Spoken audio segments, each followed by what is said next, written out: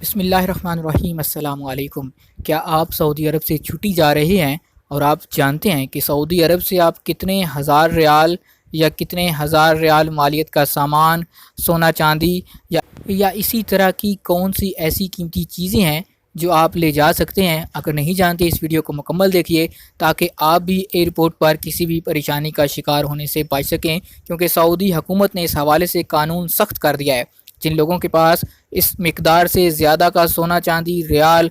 یا کچھ اور ایسا سامان ہوگا تو ان کو سعودی ایئرپورٹ پر گرفتار کیا جائے گا۔ تو آئیے دوستو ویڈیو کا آغاز کرتے ہیں۔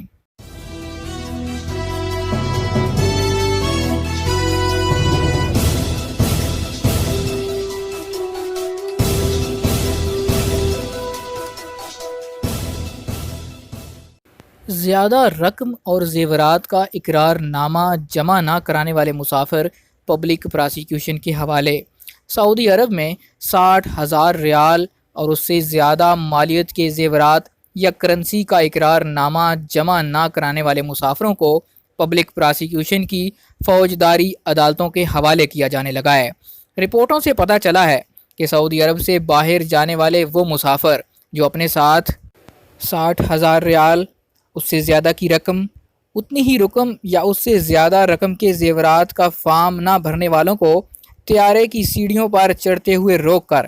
پبلک پراسیکیوشن کے حوالے کیا جا رہا ہے، اور پبلک پراسیکیوشن کے افسران انہیں فوجداری کی عدالت کے حوالے کر رہے ہیں۔ بہت سے لوگ جو 2 سال 3 سال کے بعد اپنے ملک واپس جا رہے ہوتے ہیں تو لازمی بات ہے ان کے پاس کچھ پیسے بھی ہوتے ہیں جو انہوں نے بچا رکھے ہوتے ہیں، اور اپنے پیاروں کے لیے کچھ تحفے تحائف سونے چاندی سے لیے ہوتے ہیں۔ تو آپ کو سعودی قانون کے مطابق ہر مسافر، مرد ہو چاہے وہ خاتون ہو، تو اس پر یہ پابندی ہے کہ وہ 60,000 ریال یا اس کے زیادہ کی رقم جو اپنے ملک لے کے جا رہا ہو، چاہے اس کے پاس یہ رقم یا سونے چاندی کی مقدار میں موجود ہو، نقد ریال ہوں یا ایسے ہی کوئی قیمتی پتھر وغیرہ ہوں، تو اس کو اس سے پہلے ایک اقرار نامہ، ایک فارم فل کر کے کسٹم افسران کو بتانا ہوتا ہے کہ میں یہ چیزیں لے کر اپنے ملک جا رہا ہوں۔ اگر آپ ایسا نہیں کریں گے تو چیکنگ پر اگر آپ سے اس سے زیادہ مالیت کے پیسے نکل آئے، سونا چاندی نکل آیا، تو پھر آپ کو منی لانڈرنگ کے شبے میں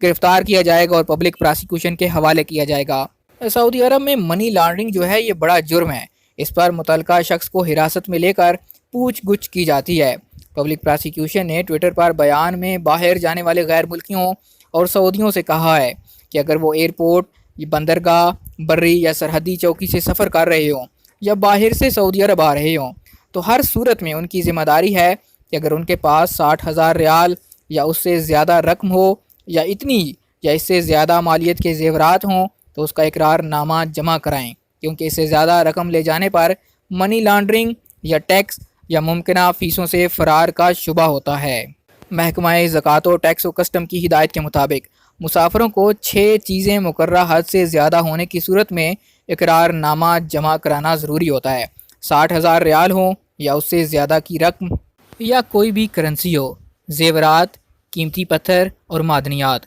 کاروباری مقدار میں ایسا سامان جس پر منتخب ٹیکس مقرر ہو۔